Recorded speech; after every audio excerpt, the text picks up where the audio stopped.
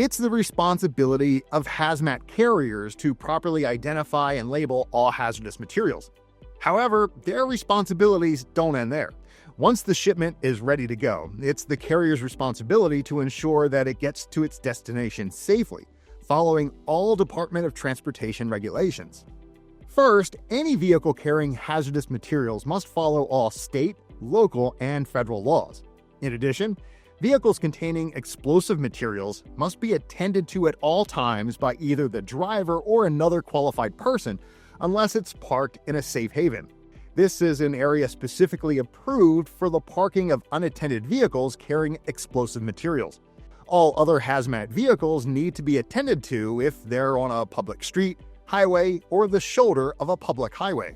What this means is that the driver or another qualified person must be awake in the vehicle or within 100 feet of the vehicle with an unobstructed view.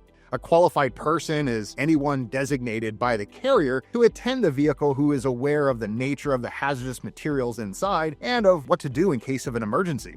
They must also be able and authorized to move the vehicle if necessary. Now, a vehicle carrying hazardous materials can't be parked within 5 feet of a public street or highway. Explosive hazmat carriers also can't park on private property, like a gas station or restaurant, without the knowledge and consent of the owner of the property. The property owner must be informed about the nature of the hazardous materials in the load. They also can't be parked within 300 feet of a bridge, tunnel, dwelling, or other structure where people gather. Now, there are other precautions that need to be taken when operating a vehicle carrying hazardous materials. For instance, it can't be driven near an open fire or parked less than 300 feet from an open fire. No one can smoke or carry a lighted cigarette, cigar, or pipe within 25 feet of any vehicle carrying explosive or flammable materials or an empty tanker used to transport these materials. And this is why identifying placards on all sides of the vehicle are so critically important. Now, clearly at times, it'll be necessary to refuel a hazmat vehicle. To do so, the vehicle must be completely turned off first, and the fueling process monitored until the fuel tank is filled. Drivers are also responsible for checking each tire for proper air pressure and for any damage or leaks before each trip. If a problem with a tire is found, the tire needs to be replaced or repaired before being driven. If a tire is overheated, it needs to be immediately removed and placed a safe distance from the vehicle until the overheating is corrected.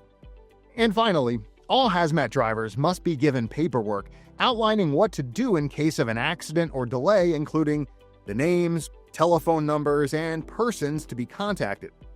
They must also be well informed ahead of time of the nature of the hazardous materials being transported and what precautions should be taken in case of fire, accident, or leakage. Drivers need to sign receipt of this information in advance of their haul.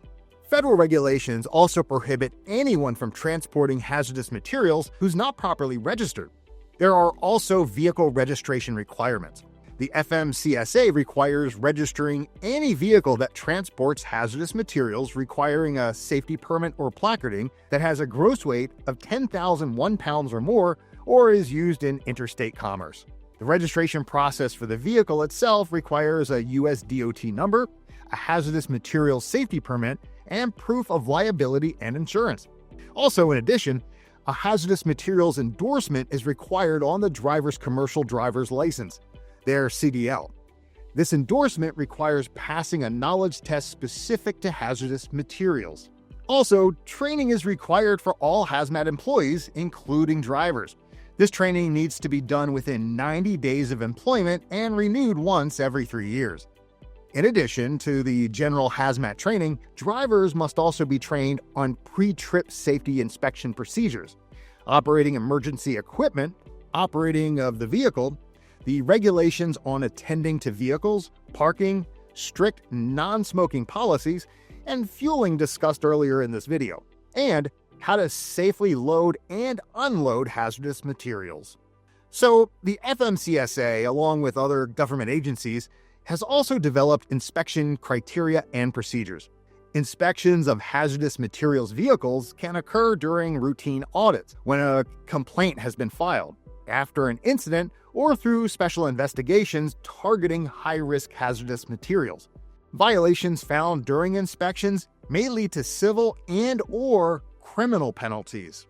Now, according to the FMCSA, some of the most common violations include the vehicle not being placarded correctly, no hazardous material registration number, no emergency response documentation, and the shipment itself not being secured in the vehicle.